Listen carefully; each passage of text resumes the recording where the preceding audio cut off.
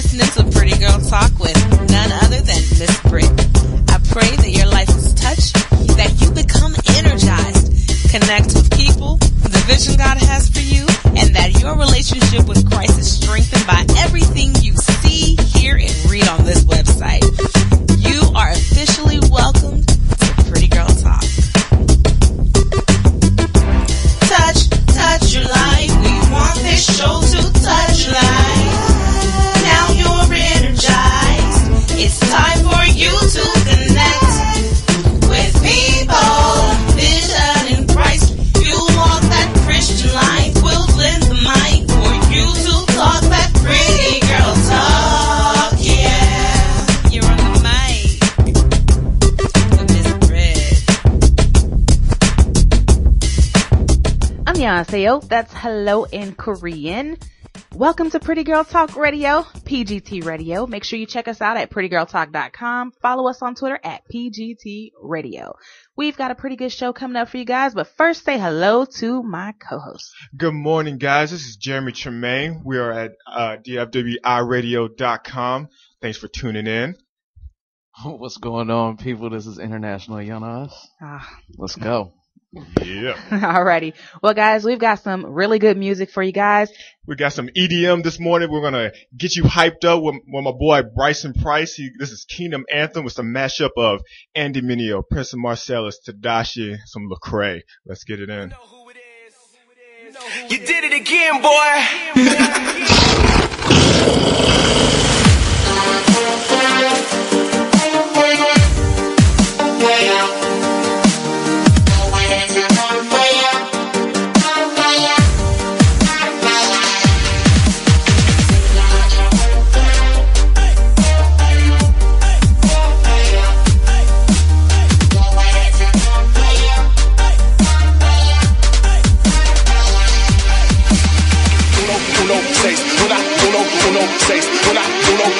Please don't get up in my way.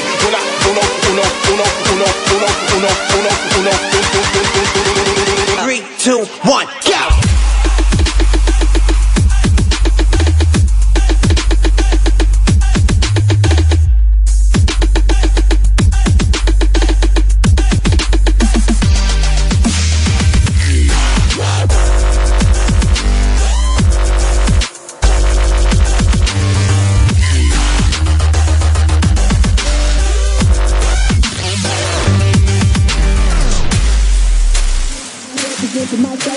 I represent for my savior. I represent for my savior. I represent for my savior. I hold it down for my squad. I be repping the kingdom so they all know who you are.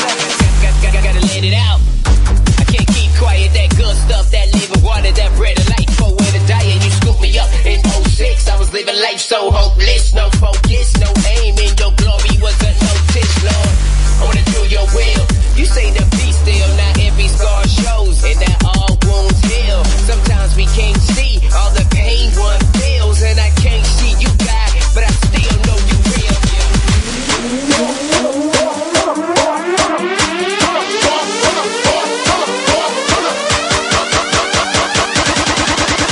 I can't see you, God, but I still know you real. Go!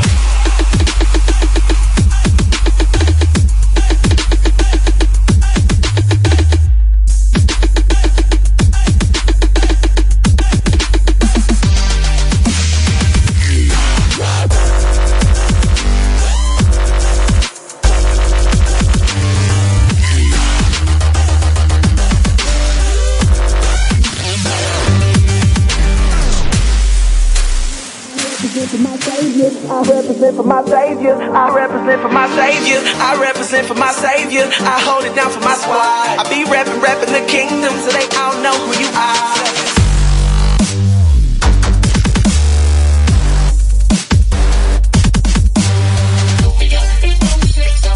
So hopeless, no.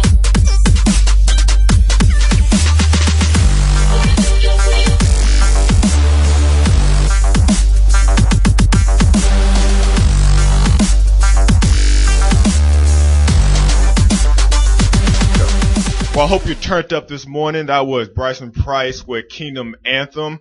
Got a little EDM, do a little something different for you guys. Welcome back to Pretty Girl Talk Radio on DFWIRadio.com. How you guys doing this morning? We're in here. In here, for sure. That got me turned up. Like, Definitely that stuff right there, awake. it gets me like, Definitely alive. I'm sleepy. That's the morning mix right there. Definitely, That's right. Definitely can conquer anything after that. Like, I'm going to run a marathon. Yeah. That's my workout music now. It's just like, you know what? Regular rap music just is not enough energy for me. Oh, yeah, because this is what regular rap music is. Type of way. I don't even know. Yeah. I'm like, how can I work out? Is this R&B? Everybody's Are doing there any it lyrics? now. Are people finishing words? My IQ dropped. I listen to music. I feel like my IQ dropped. Like, Yeah. International Young Nuts is getting offended. I'm actually quite offended. Hip hop is still alive. No, it's alive. Don't get it twisted. No, it's alive. Fight back. Mainstream stuff. Cause right now I feel like it's the season of producers. Like, if you produce nice. Yeah.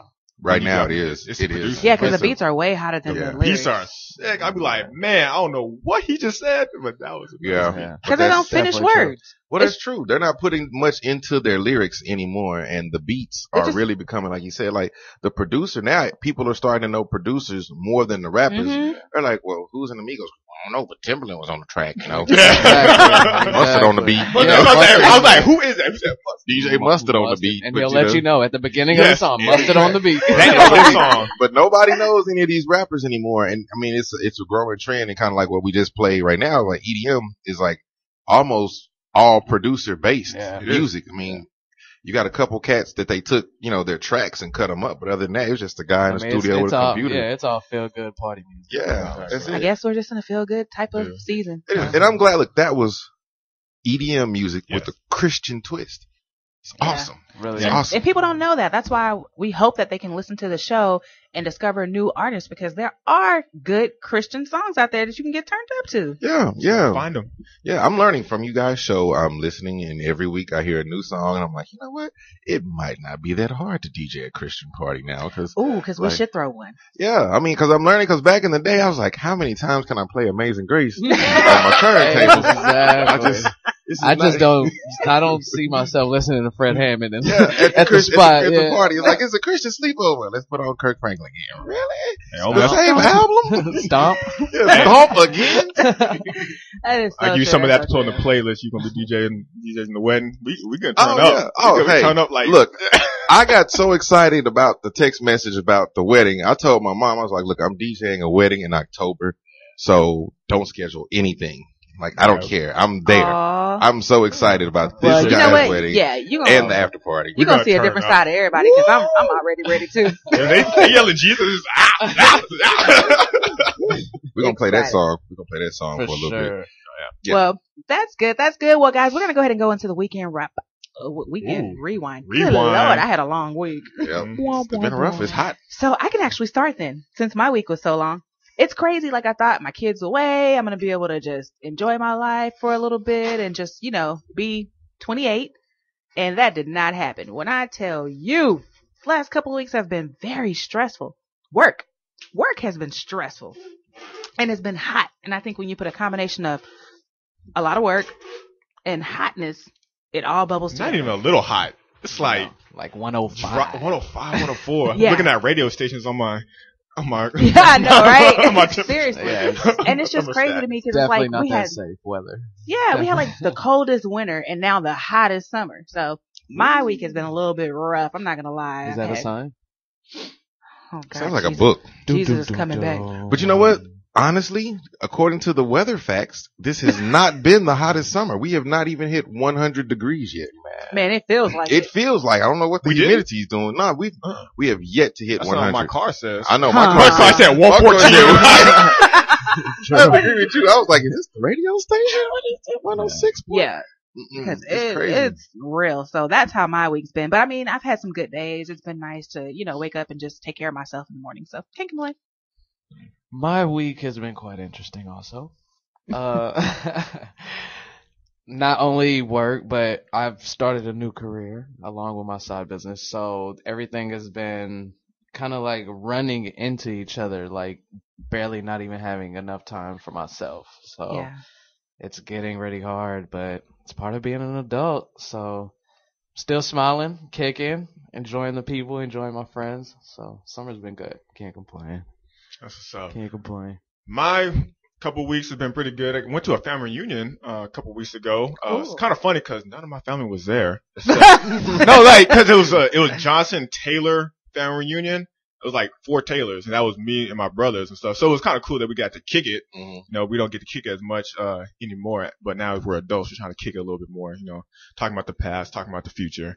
One interesting thing that happened was this last Wednesday. I don't know what I'm thinking. I'm not in college anymore.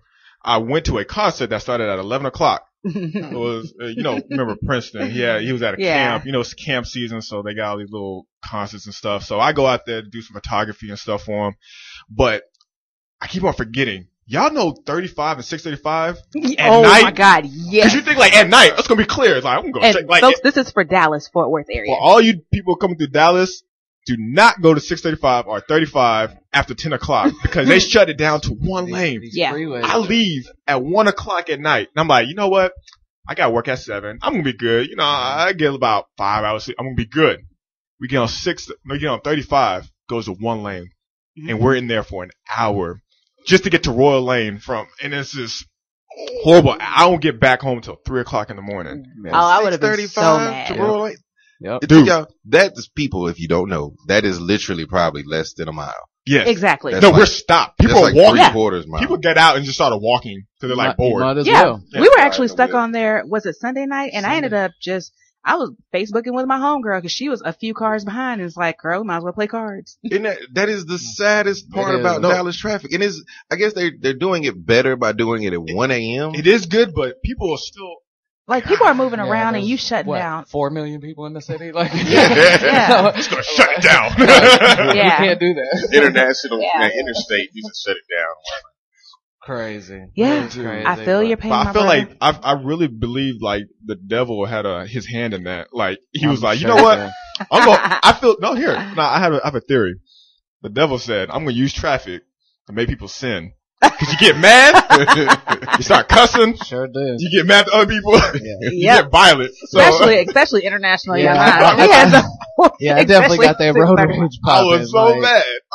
You cut me off, I'm gonna cut you off. It's like, it's and he's crazy. Gonna give you some choice words. Yeah, for sure. Windows down, body half out the window. Sometimes I get scared though, because I'm like, oh my God, what is this? Man. We're in Texas. These people first are 48. disrespectful on the road. Dude, it's crazy. yes. These people are disrespectful. I don't care. Like, you should have seen us in Houston a few weeks ago. It was the most. I had to prepare. I'm like, disclaimer, I'm from here.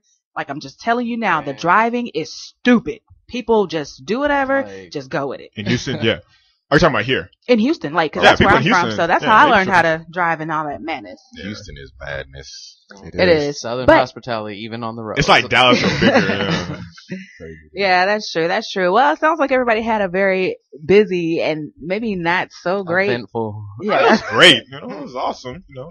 Eventful. That's what I just feel like it was stressed, but it's all over now. I feel like it's a shift and the rest of the summer is going to be a breeze. So, for sure. Well, we've got some more topics coming up for you guys. We're going to actually get back into some more music and then we're going to go into some discussions. We're going to be talking about gender roles in society, relationships, and in church. And then we're also going to talk about organized religion. We're going to talk about all the stuff. What's wrong with that? Oh, no, we're going to talk about it. So let's get into some music real quick and we coming right back. It's going to be but I'm keeping it real. Kitchen, I'm sketching and gripping the steel. Hand in my pain and it's keeping concealed. Mad at the world and I'm ready to kill. Holiday pain and they letting me live. Making me sick and they calling me ill. The mood that I'm in, I got you to feel.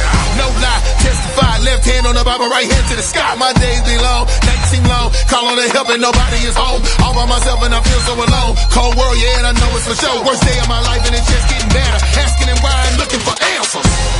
Dark days and dark nights. Heartbreak dreams from this heart of mine. Don't understand it. Can't understand it. Dark days and dark nights. Heartbreak dreams from this heart of mine. Don't understand it. Can't understand it. Bombay in that Alizé. Purple Sprite with that Grandma, yay. Sip, slur, scissor, hurl. Do it again on the same next day. Hey, marijuana, ganja, blowing crop dust like I was a farmer. Mary Jane, that Jane, my cold infested my home and then living with roaches, womanizing, traumatizing. The reason they made me despise men. My savior's bringing them gifts, presented as wise men, trying to entice them. Liars wired up by the men before, but I was the first. But this is no race, a wretch, a mess, and I'm trying to find help. Looking at pictures and making it sadder. Feeling so helpless and making me mad. Worst day of my life and it's just getting badder. Asking him why and I'm looking for answers. Wondering if he gon' ever come back. If he isn't, then man, can you pick up the slack? Cause this place that I'm in, I might never come back. Feeling so lost and don't know where I'm at. Dark days and darker nights, heartbreak dreams from this heart of mine.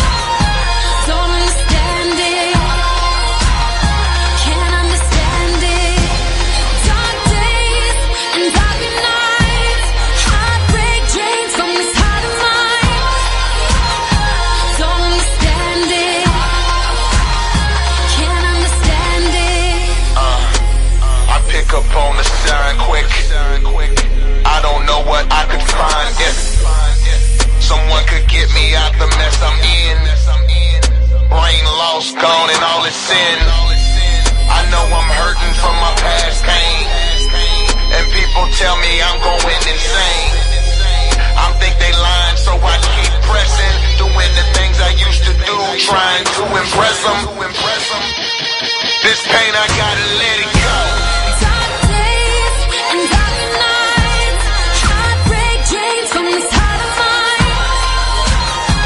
Don't understand it, can't understand it. Dark days and darker nights, heartbreak dreams from this heart of mine. Don't understand it, can't understand it. Don't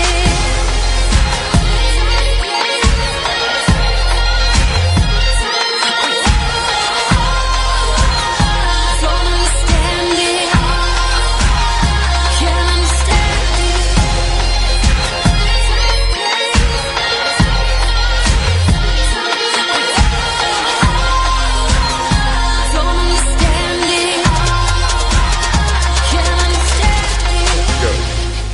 Annyeonghaseyo, welcome back to PGT Radio. You're listening. We've got the crew in the house, and we're going to get right into today's topics. I know we said we were going to start off with gender roles, but I changed my mind. We're going to talk about organized religion. I got a few questions for you guys. This actually is sparking from a conversation that we had with another friend I have. His name is Jeremy. I actually grew up with him, went to high school together. Shout out to Jeremy Sigmund. J-Sig. All right. So, I went to his house on Sunday and he was so like pumped up and fired up about organized religion. And at first I was like, man, this guy is just talking about, whatever, how people just get pumped up. But I was like, he actually has a great point. He brings up concerns that everybody has. We just don't talk about it. So, excuse me. My first question is organized religion still good for society today? I want us to kind of go into this topic talking about all aspects of it. When I say organized religion, I mean like going to the church, because the first thing I want to bring up is you've got a lot of people that are like, I'm a Christian, I believe in Jesus, but I don't want to have to follow all these rules. You say I need to tithe, or I'm going to hell, or I'm going to be punished. Because I've even had somebody tell me that, some lady died and went to heaven and God showed her where those people that didn't tithe, and I know tithing is a hard issue, but those people that didn't tithe, that they are damned to hell. And then you have that you have to go to church, you have to go to Bible study, and for Catholicism, I want you to kind of talk about some of the requirements, because like in every different denomination you have requirements. So what do you guys feel about that? Like, do you think that organized religion is first? I got to define what is organized religion. Do you mean so do you feel like should it be disorganized, so people just be doing stuff on their own to kind of figure it out? Do we not need church? So I'm kind of lost on what you mean. Well, the angle that he was saying is, and I don't want to put out his opinion. We were just talking. Mm-hmm. It wasn't like it was a personal aspect of anybody. So I want to put that disclaimer out there first, because I can't say what he believes. I'm not him. But the debate was, you have some people out here who love Jesus. They just don't want to go to church. They feel like church is a business now. They feel like the pastors are fleecing the people for money. And they feel like, why do I have to go here for this man to read the Bible, to me?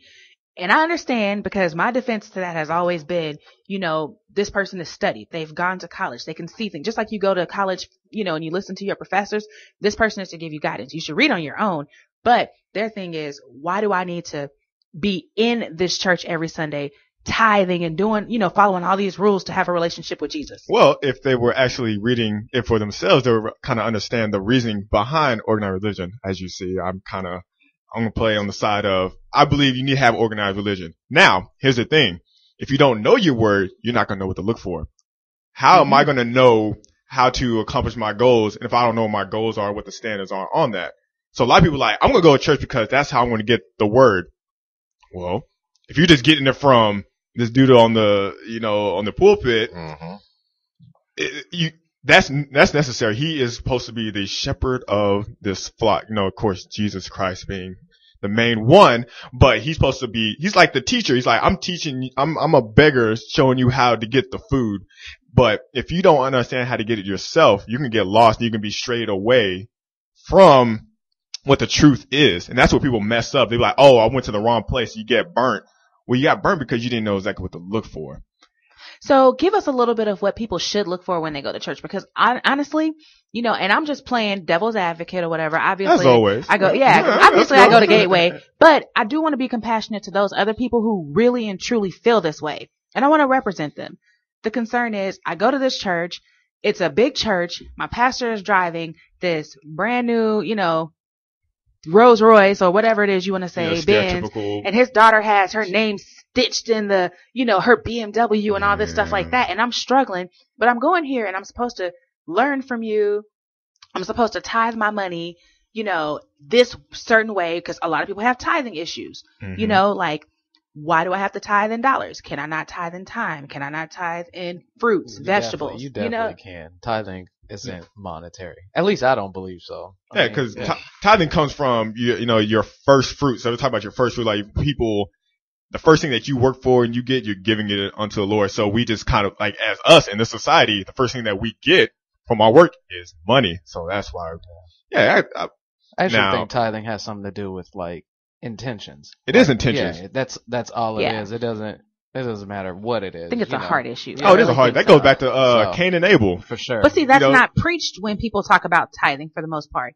That part's not preached. What is preached oftentimes is, if you don't give this 10%, you are robbing God. See, you get what I'm saying? That's the thing I don't understand. Like, when people set those sort of rules, it's because they heard it from somebody. If you just simply open the book and read for yourself, you will, decipher, based upon your understanding.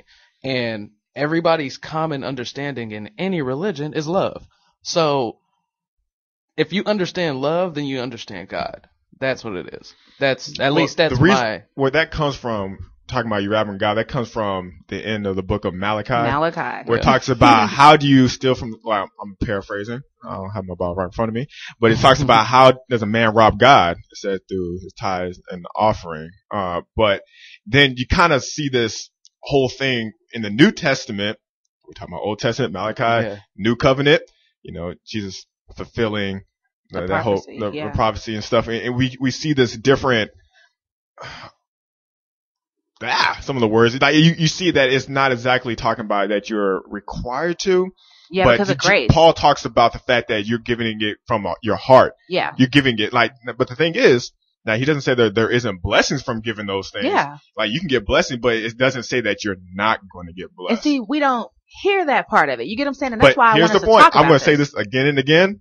You got to read. If you really care about your salvation, you really care about this thing called God, my relation, you will sit there. But let me tell you why most people don't read. Because you've heard, it's just like if you've heard all this bad news, like, oh man, it's bad news, man. Like you feel like you're going to be condemned for everything you don't do. No, people don't want to read because they feel bad, like, because they don't want to change their life. They're scared of hearing some truth and be like, man, I might have changed something. They feel that condemnation is because that's somebody else's opinion. But here's my thing. People are afraid to read it because once you read it, it's like, ooh, I'm condemned. You get what I'm saying? But what they don't know is when you actually open the book and you read it, it's completely different than what you're thinking. You're going to encounter a God that loves you. He cares about you. And really the Bible, honestly, it's like, I said, it's about love and it's about the heart. It's about the let me tell you a story about someone who reads about the whole Bible. And, I'm not going to go deep into it, but I have this dude I have a friend who's a Jehovah's Witness, right? And so he doesn't believe like the Jehovah believe. I'm going there. They don't. The belief is that Jesus and God are now one. Now, most Christians in the world of Christianity, they believe in the whole idea of the Trinity, that the Father, the Son, and the Holy Spirit.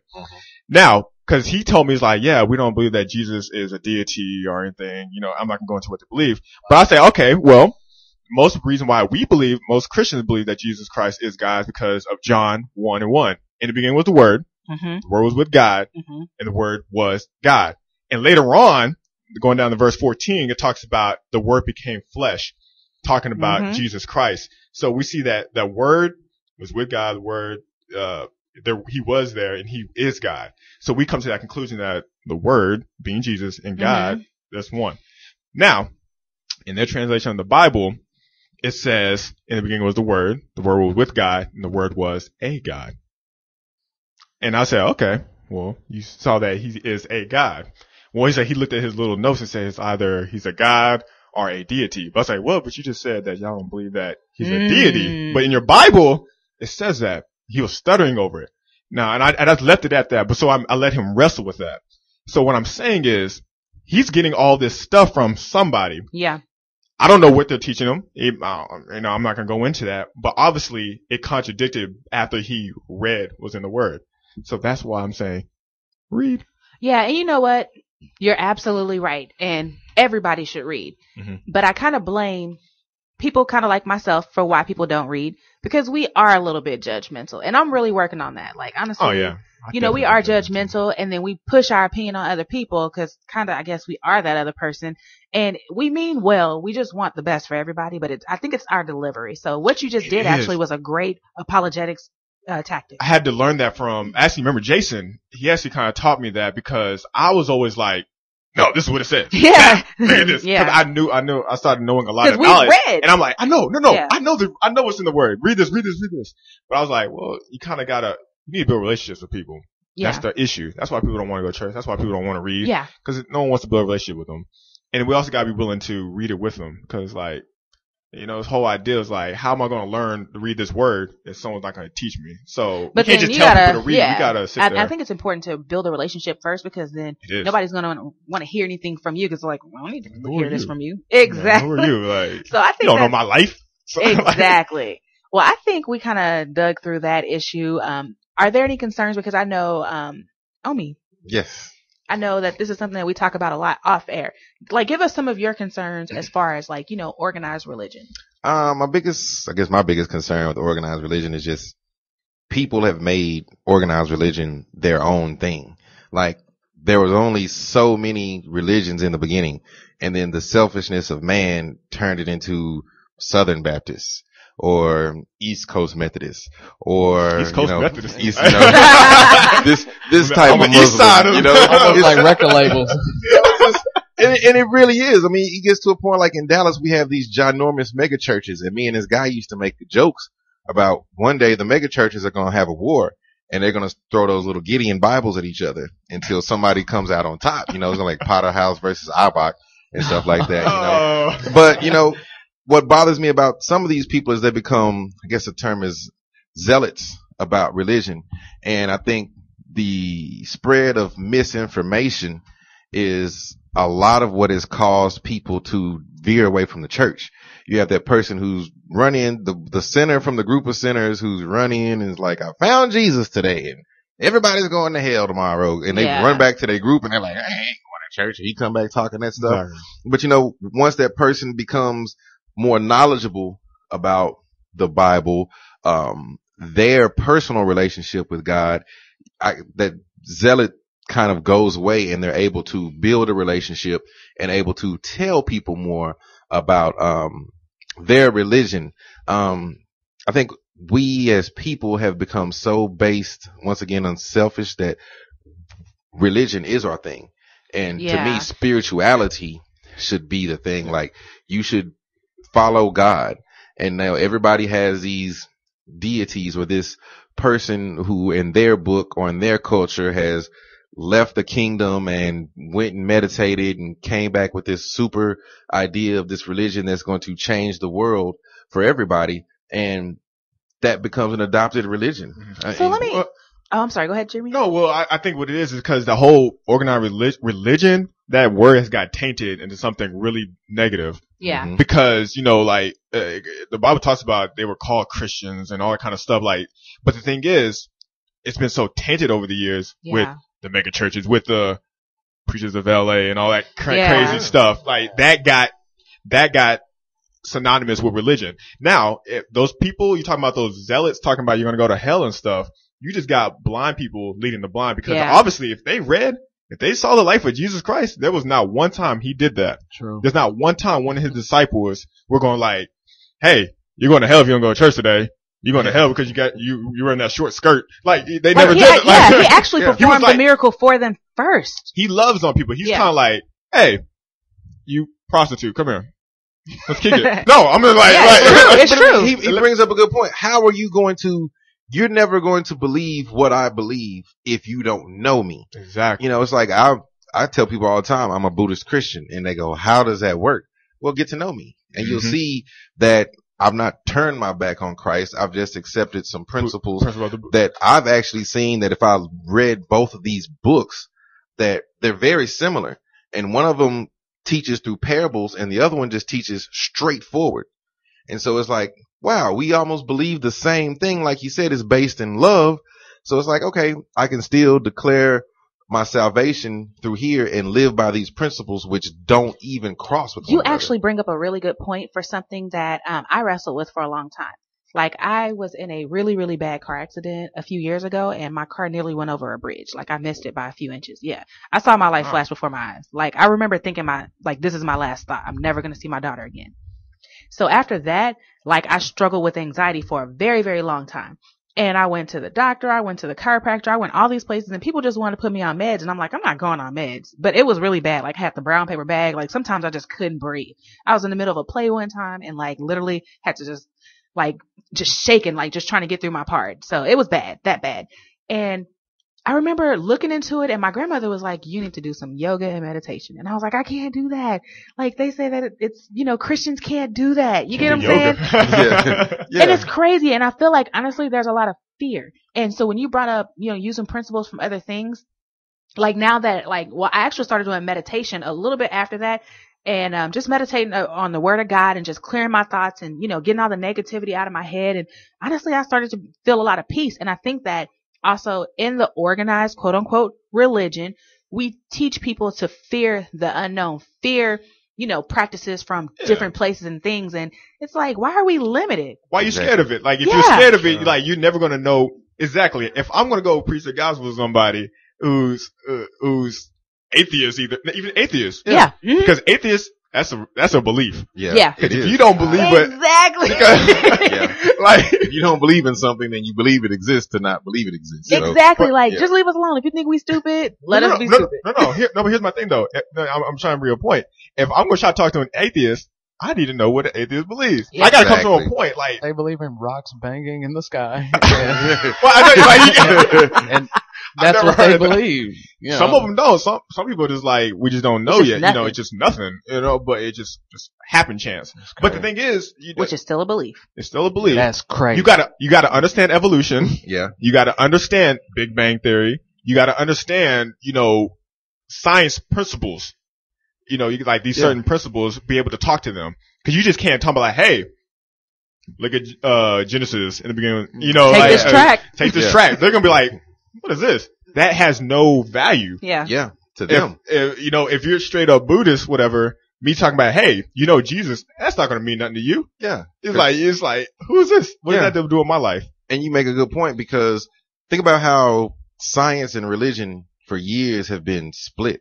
Mm-hmm. And then you think about, especially where we're talking about these, I'm going to say these condemnation preachers or these condemnation religions where, for a long time, especially down here in the South, that was Sunday. Guess what? We're going to get condemned for not doing right all week. And then we're going to go have fried chicken and stuff like that. Yep. So that's the kind of stuff that has been passed down with us for years. I remember sitting up in churches when I was little, my grandmother way down in Centerville with pastors yelling and screaming in double knit suits and stuff. You know, yeah. I come and get you. I'm sitting there like, I'm not coming back to church anymore because it's a scary thing as even growing up. You're like, I'm 12. I don't understand what's going on with my body, and he got me feeling bad for thinking about the girl in the car. You know, but that's the kind of stuff that goes through. You can't, as a little kid, you do, but you have to, like he said, you have to bring the principles of science in and go, hey, this is natural. That happens. You just have to control those urges. And then I want to bring up a point because I'm a science major, and, you know, he talked about, you know, rocks clanking together. As a science major and a Christian, I believe both. I completely believe the Big Bang Theory happened. I completely believe God used the Big Bang Theory. Hey, what did he say? He said, let there be. Let there be light. Bam. Bam. Boom. There you go.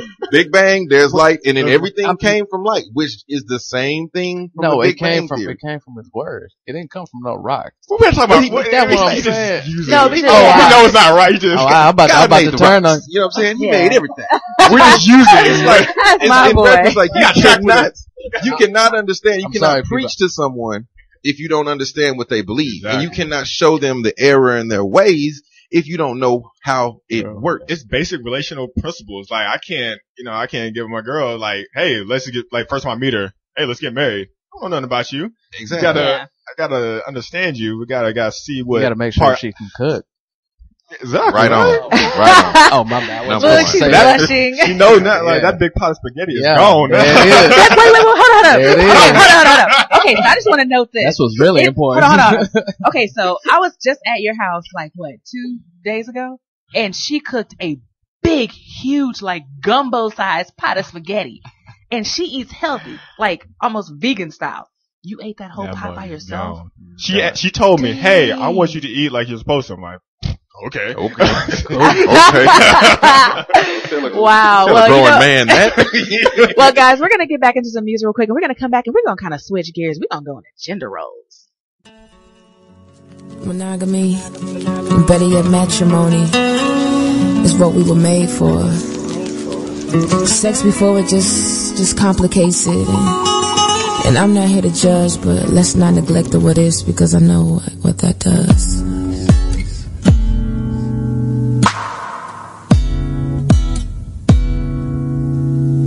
Is it bad that I wanna find love forever with just one? You just wanna bad girl. That's all you know to me. And I understand sincerely, 'cause I had some issues, and I still do. To tell the truth, I'm just as bruised for being a bad girl. Bad news. Bad girls, I want love, and good girls ain't no different. Most of our fathers never bother, so we both playing doctor trying to treat the same sickness. Temporarily soothing all of our symptoms, never really fully aware of better conditions. Broken camouflage hearts on a mission, and we all been enlisted in this army of emotion. We just fighting for the feeling and the healing that you want. You can't buy that. Underneath the sheets when you climb back in due time, yeah, you will find that the love that you seek is higher than a peak, and that's even if you usher in a climax. So you're born at 5 in the morning, 'cause you don't wanna be lonely, and it feels much better to be wanted, don't it? Can't complain about what we condoning, leasing our bodies, so no need to own them. So the only thing he deposits is a seed he can't afford to harvest. No abortion seems like a bargain, and baby, your body's more than an object. You got options, so often we get auctioned, and that's nonsense. So I ain't pointing fingers, I'm just pointing out the facts, and I'm speaking from experience, no arguing with that. Is it bad that I wanna find love forever with just one? You just wanna bad girl. That's all you know to be, and I understand sincerely, 'cause I had some issues, and I still do. To tell the truth, I'm just as bruised for being a bad girl. Bad news. Love is what we want. Sex is what we all settle for. Love is what we want. Cause baby, we were all made for more. Baby, we were all made for more. Love is what we want. Baby, we were all made for more. Sex is what we settle for. Is it bad that I wanna find love forever with just one? You just wanna be bad girl. That's all you know to be.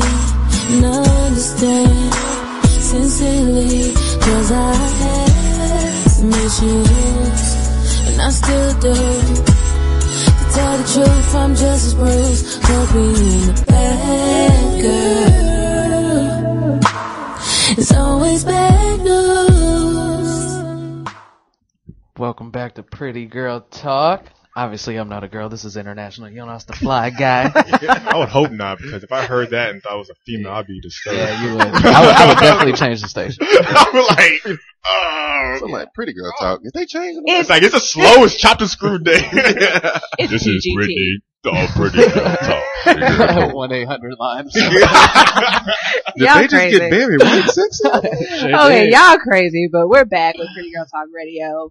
We're back at it. Y'all ready to get hype? What are we talking about, bro? Gender roles? We are talking about gender roles. So, as I mentioned earlier, I was just at Jacoya's place, and Jeremy was there, and we were talking about, their engagement process and all that good stuff. And, she was actually telling me what I guess, about a conversation that took place in their marriage counseling class. And I thought this was very interesting, and I kind of wanted to talk about it. Kind of give us a little bit about what the instructor was telling the women. I thought that was interesting. Well, it's kind of interesting because at first, like, I feel like this was a strong-minded woman's nightmare, because we talked about that cuss word, submissiveness. Oh no! And there it is. Somebody walked out. I was no, I think mentally some people walked out. Look, some of their faces like, no, because there was like 3 black women in there, and they're like, They start touching the ring like, but some women were like, yeah, like they had this weird analogy about buying a refrigerator. I don't know. Like the woman wanted to buy a steel refrigerator, but Stainless steel. Stainless steel. That's right. But the brother's like, why get a stainless steel refrigerator? Just get the white one. It does the same thing. Exactly. It does the same thing, but that stainless steel, it shines, baby. We're It going to pay shines. for that extra $500 that it costs. It, Now, it so- upgrades your kitchen. It upgrades your kitchen. See, that's exactly what they were talking about. And they were like, well, if they said something about ass only 3 times, and if the man was like, no, just go with him. There it is. you know what? I like this marriage counseling. Okay, I'm starting to feel outnumbered. Tabernacle. I'm sitting there like, no, and it's so funny because I'm sitting here kind of looking at Jacoya side eye, and I'm trying to look at her reaction because I'm like, she ain't feeling this. I know it. she ain't taking no notes. She like, you done put the pen down. Oh, that's crazy. And then they separated us. Oh, They're like, no. because Oh, we God. talked about certain things, and apparently like they were gonna go talk about sex, whatever. It's kind of weird in marriage, but it's a part of marriage, whatever. But apparently that's not what they talked about. And like they were us as the guys were sitting there, and they were like, "So what'd you think about what they said?" Like some guys were like, "Yeah, I really like what she said." Of She was course. like, "Yeah." And I was sitting there It's like, I don't think. I feel a little different about that. Yeah. I don't think she's gonna roll with that. No. 3 times. Just because, here's the thing for a woman, like deep down within most women, I can't say all, but most women, you want to follow your man. You want to submit. There is that need to submit, which is why we all need Christ, right? But here's the thing, like, we just want to be heard. So just for an example, if there's an argument about the refrigerator, I'm going to tell you, like, this refrigerator means a lot to me. It's going to upgrade my kitchen. It's going to make me feel pajazzed when I'm making your spaghetti and all that good stuff like that. I'm going to tell you how I feel. And I'm also going to bring a negotiation thing. Look, you won't have to upgrade the kitchen or renovate it in the next 5 to 7 years, right? Okay. If he says, it's not economical for us, we need to be saving for the kids, whoop. Okay. I've spoken my piece, but you let me say how I felt. At this point, I'm going to go with what you say. Fellas, I guarantee it's not that easy. I was gonna say, wait a minute. The divorce rate would be so low. I gotta keep it real. It's true. I mean, we may Fellas scream and, listen to that. whatever. Honestly, she finished it up. We may scream and holler. Finish it out. We want to be heard. So we will submit. It's just because, and this goes into the gender roles thing. Society has built us women like men. We've had to take care of ourselves. Some of us don't have fathers. No, Beyonce did. No, Steve Harvey. You can't blame that on Harvey. No. Okay. Beyonce and Steve Harvey. They only had that And because Scandal. daddy wasn't there putting his foot down for a lot of us. Now, I ain't gonna say my dad was there, but I'm just saying for a lot I will agree with of my friends. I will agree with Daddy is not there putting his foot down. Like, honestly, for me, growing up, I knew what I could do and I knew what I couldn't do because I knew that my daddy, I was going to get beat with something or I was going to get yelled at or something. You know what I mean? So a lot of times I was in the wrong place at the wrong time, but I still did the right thing because I had that, but for some women, you don't have that. And then on top of that, when you have a single parent household and there's just the mom there or just the dad there, oftentimes like the girl has more responsibility and the boy is able to go out and play sports and do things like that because really you want him to go off and be more successful so he can take care of the family, but you're teaching responsibility to the girl. So you have this girl who's been taking care of herself from the age of like 10 or maybe taking care of the younger siblings. And now she's grown and now some man is like, you gonna do what I said. And I think that's what's really hard because you got some women who are forced into that role. Yeah, especially without the whole father thing. They're pushed into this. And I think. Or without a mother. Answer me this. This is a theory. This is not fact. Okay. Every strong woman, even regardless of how strong you are, you still want to be led. Yes. You still want to find someone that you can be like, you want someone to be able to take care of you. Yes. Like, even though it's like, I take care of myself, I pay my bills, I take care of this. Like, it might be hard, but you still want that. They want it, but they're not willing to be led. Let me tell you why. Because there's that fear that if I really completely give you all my trust and I lean on you, what happens when you leave? Exactly. Well, guess what? Why? And see, I learned this. This is what's been messing me up with all my relationships. Why are you focused on when I leave? Because the reality is, but you know what? That's the problem. So you walk into a relationship going, what's going to happen when this is over with? So guess what? It's already over because in your mind, your end point I get what you're saying. has been over. I get what you're saying, but there's the compassionate part where if a man sees that, he should do whatever he needs to do to affirm, I'm not going to leave. I'm not going to leave. Why hold on, let me finish. No, it's not about proving yourself. It's just the fact that this chick has had to live her life on her own, taking care of herself. And so if you want me to trust you, you have to build that trust. And that trust is going to require for you to do some things. Okay. The church finger. Brittany's on the mic right now. Yeah. Because honestly, I'm trying to help y'all. Instead of don't rebuttal, I'm trying to help y'all because I'm a woman. She wants her voice. Yeah. I'm a woman. Let her be heard. So here's the thing. If you want me to trust you, you have to make me feel that I can trust you. Once I feel that I can trust you, I now can give you my trust. And then the walls will begin to come down. I won't fight as much. It's just like taming an animal or a horse. It's a process. And I think guys get frustrated, like she got all this attitude and da-da-da-da-da. It's coming from somewhere.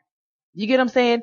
And so I think it's a compromise, like the same for you guys. Like it's a compromise. You have to figure out why that person is that way. And then you work together to figure out how you can establish that bridge so that both of you guys can walk across to each other. Well, I agree with you there. What you said, it's within yourself because I can do everything right. I can go to work. I can come home. If you have an issue of someone leaving you that you can't trust that person, I can try. But at some point, you're going to have to turn that switch to trust. But then the thing is, now you're telling someone, well, you're going to have to do all of this. You're going to have to build this trust. Okay, well, we're logical people. What do I have to do today to build that trust? But then you tell me, well, it just happens. I can't work like that. And it almost feels like you're carrying the last person's burdens. But here's the thing though, because both of you are going to do that in a relationship. Both of you are going to carry each other's burdens from the last because you're healing each other in a sense. But here's the thing though, some of those tasks to build that trust is letting me know, hey, you really need to deal with this. Because honestly, as a woman, when you love somebody, you're willing to do whatever you need to do to fix yourself, period. You want to be healthy for yourself. Sometimes you don't know you're carrying all those issues. Sometimes you've been carrying it for so long, you just don't know. I know some women who have had to raise themselves. You get what I'm saying? And it's not easy to say, okay, yeah, Prince Charming is here, but it's not easy to receive him because, number one, you don't feel like you deserve it. You've never had it. It's just like those basketball players that grew up super poor and now they have $1 million. You don't know what to do with it. Well, at least the basketball players go out and enjoy it. It's like y'all just treat it like crap. But I mean, cause like you said, it's like now I got to go through all of this. It's like training a horse. That's not with fun. women. We have to train y'all too. But you know what? But the thing is, we just want to watch football and eat good. That's it. Oh, but y'all want a home cooked meal every night. But you know what? And that's after a long, hard day at work. After a home cooked meal, we're going to take care of you want us to your work out and look good. But hold on. What? But hold on. Wait, we got to work out too. These are things that you're talking about, like home cooked meal, training. We're talking about your mental status. If your mental status, I don't care how good you cook, how fine you are, when everything is done, I got to talk to you. Okay, so you know what? This is my question. You said, well, you got to help me grow. But if you're not willing to receive from me. If they're not willing, then the relationship is not going to work, period. There you go. But if I can't tell you anything because you don't trust me, I can't help you grow. So at a certain point, you're going to have to give some trust. You're going to have to do something. You're going to have to see something. Yeah, of course. But if you don't see it from this guy, like, he doesn't seem like a trustworthy guy, well, then move on. Of course. I mean, that's a given. I'm not talking about that situation. I'm talking about the place where you guys are like, okay, I'm thinking about building a life with you.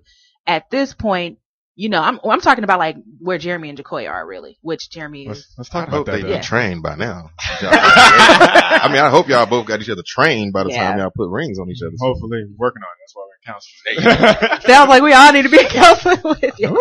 I'm going with y'all next week. Tomorrow, 9:00. So, now the thing with y'all both have valid points, and we deal with that. So I just say dealt. You gotta say dealt. This continuous process because now here you got two broke people trying to build something, right? Yeah. Like y'all both got issues. You might have some father issues, and you just as a man, we're stupid. Yeah, we got issues. We got issues. So now someone who's dealing with all this hurt, this baggage, whatever it is. Now on the guy's part, we gotta say, do I see enough good to be like, I'm going to deal with this? Cause that's hard. Like women, they get hurt like that. And it's a really long process. And you do got to communicate to women like, hey, I know you got this. I want to work with you. I know I'm not going to get everything out of it right now, but I'm willing to work because I love you. You know, I'm really working that, but you are going to have to give something back somehow. But then the guy has to communicate what he needs in the exchange. It's not going to be the exact same thing, but there is an exchange because the thing is a relationship is 100% and 100%. It's not 50-50. Yeah. We're both giving 100%. And what I'm kind of saying is like, then I'm the one who kind of I shot to go Bible, try to get some spiritual part in here now, since we're talking about gender roles. The man is going to be the head of the household. Mm-hmm. And one thing that Jason told me when he came back, he said I don't know if he said it on here or he just told me in person. The one thing about being a husband is sometimes you're going to be on that cross and you don't know why. You might not believe that you deserve to be on that cross, but you're going to be on that cross sometimes because the man, you got Christ the head, husband, wife, children. The thing is, as men, I honestly believe we're going to carry more of the burden at some point. But the thing is, that's why the woman is the helpmate, because we're pouring into this woman to support us. In the beginning of the relationship, it sucks. Like, it's hard. You can be like, I'm a good dude. Trust me. Like, I'm not going to cheat. I've never cheated on anyone before. Like, oh my gosh, I actually do love you. I actually do care about you. You have to say it over and over. See, you have to say it over and over. You got to reaffirm it. Yeah, exactly. Because you might never heard that. Exactly. And you got to do a whole lot of action. But, and it continued on through marriage too. I talked to my uncle. He talked about it took him like 5 years until they actually got that whole oneness thing down. Like, it takes years, even after the whole marriage. But now, one thing I look at, we talk about in Ephesians 5. That's what a lot of people talk about, the roles, the gender roles. It talks about husbands nourish the wife just as the wife nourishes the husband.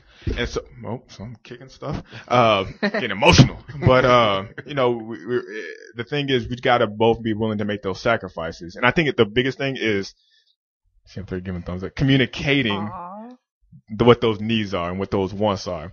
Because one of the things you got to understand what her needs are, and you got to understand what his needs are. That has to be the first thing. Those wants are gonna come later.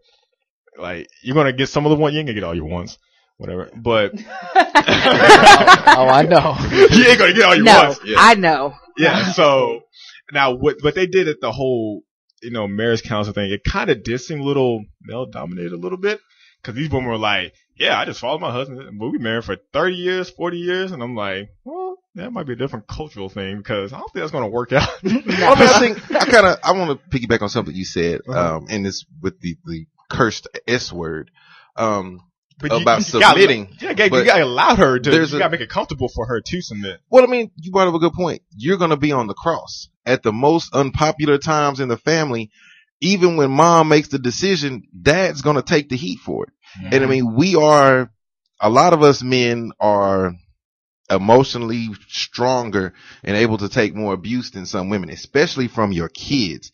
You go up, say something crazy, daddy, boy, get out of my face. You say something to your mama and she's like, I can't believe that Jimmy said that to me.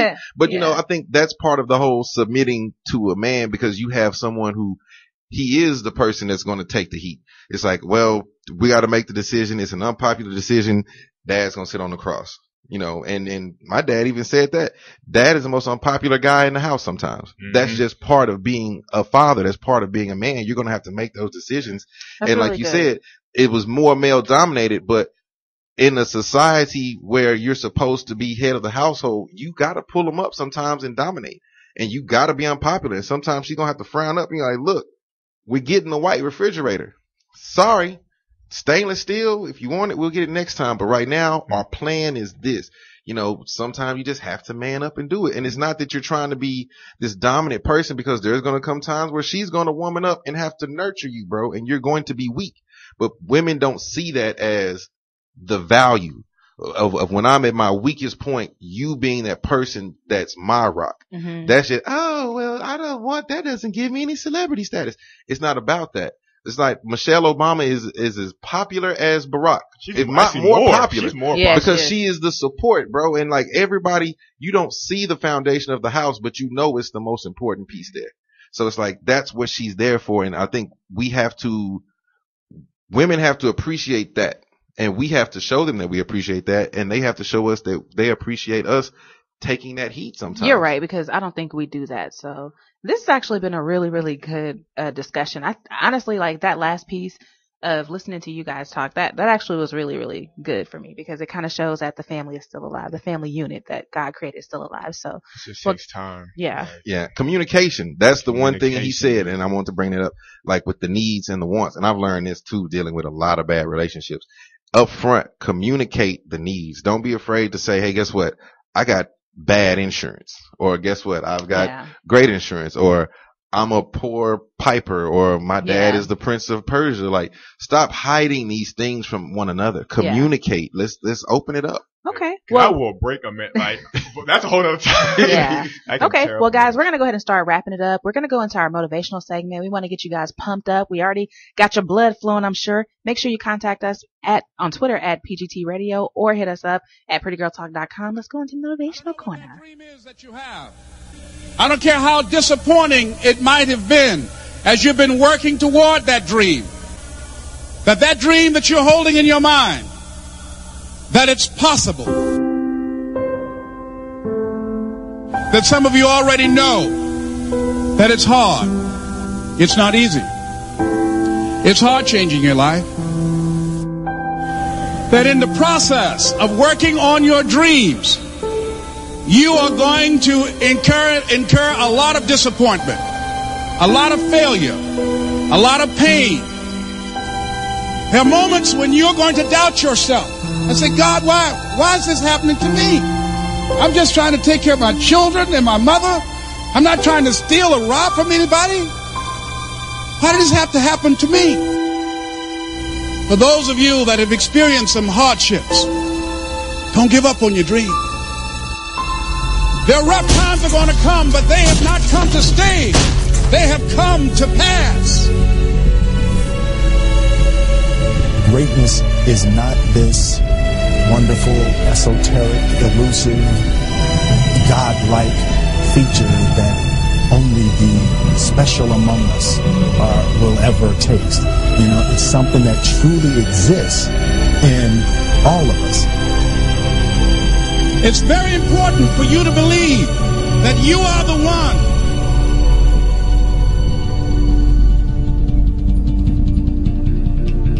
Most people, they raise a family, they earn a living, and then they die. They stop growing, they stop working on themselves, they stop stretching, they stop pushing themselves. That a lot of people like to complain, but they don't want to do anything about their situation.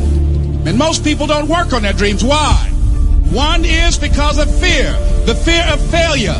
What if things don't work out? And the fear of success. What if they do and I can't handle it? These are not risk takers.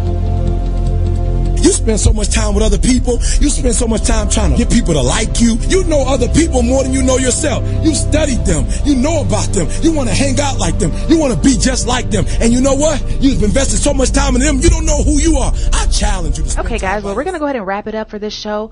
We just want to kind of give a little brief real quick. We've got a Buddhist Christian. We've got a Catholic. We've got 3 Christians in here, and I just wanted to just let you guys know. Thank you for listening. We hope that this can identify with you. If you want to embrace this life and embrace this world and travel and really fulfill the life that God has put you here for, you've got to be open. So don't be closed-minded. Let's not argue our points of Jesus on the cross and all this stuff. Let's show love and promote Christ. So I'm going to go ahead and sign off. Anything you guys want to say to wrap up real quick? Man, love each other, man. Just live life. Love, talk. You be open with it. You know, live life with one another. You know, realize a miracle when you see one. Alrighty, sounds good. Annyeonghaseyo. Have a blessed week. Common breed. It's necessary that you align yourself